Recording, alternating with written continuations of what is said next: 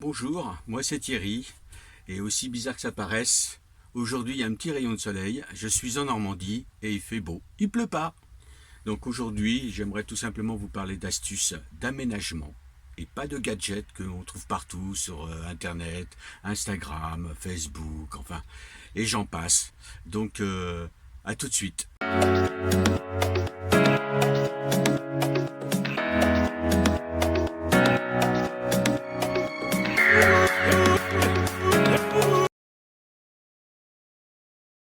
Alors la première astuce que tout le monde connaît en fait, c'est la porte qui permet d'aller en cabine. Alors effectivement, c'est intéressant pour des raisons de sécurité, mais mon astuce, elle n'est pas liée à ça, puisque ça, c'est déjà vu. Elle est liée à ça, ce petit hublot. L'intérêt de ce petit hublot, déjà pour commencer, tout simplement, on a un petit miroir. Et vous avez aussi la possibilité de voir ce qui se passe en cabine. Et quand vous êtes en cabine, vous avez la possibilité de voir ce qui se passe en cellule. Elle est pas belle la vie? Plus sérieusement, l'intérêt surtout du hublot, c'est d'entrouvrir votre vitre en cabine, laisser votre hublot ouvert,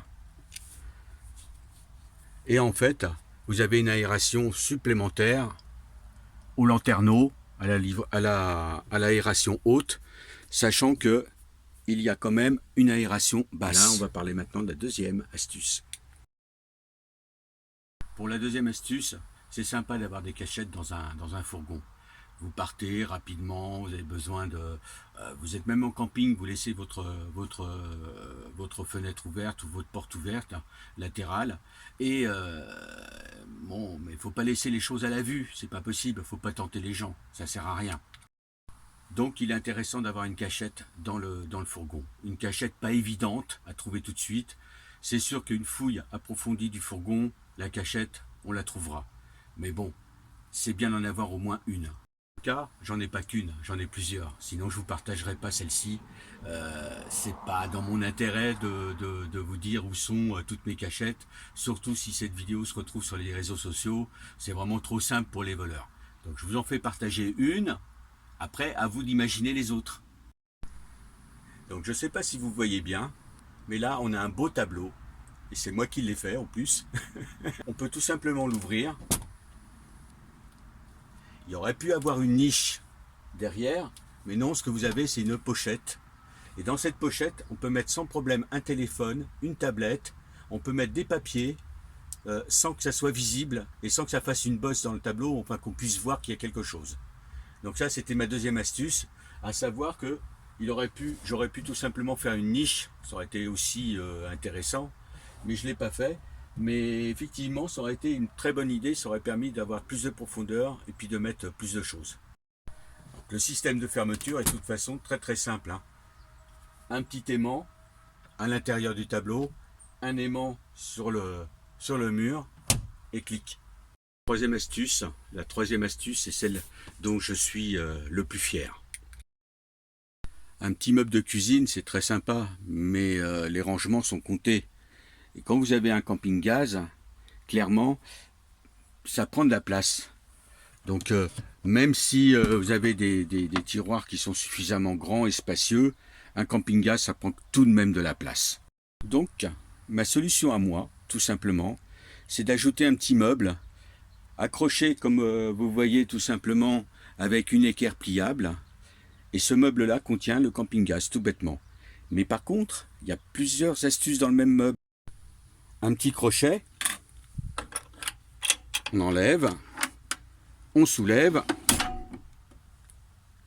et vous vous retrouvez avec un plan de travail extensible, beaucoup plus grand, qui permet d'agrandir en fait de toute façon votre plan de travail dans la cuisine.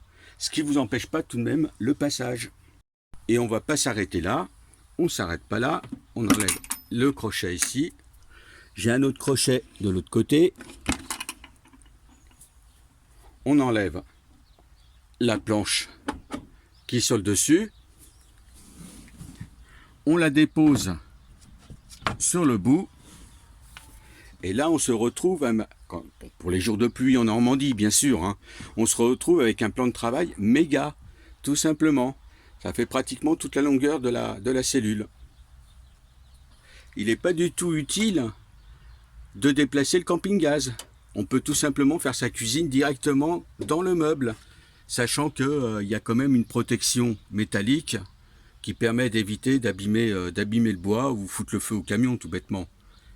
Ce qui n'empêche pas, c'est qu'on peut aussi enlever le camping-gaz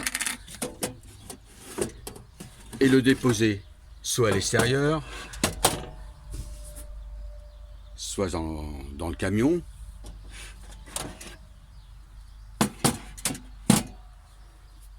Notez que j'ai laissé quand même un emplacement pour pouvoir régler la flamme du camping-gaz, pour pouvoir faire ce qu'il faut.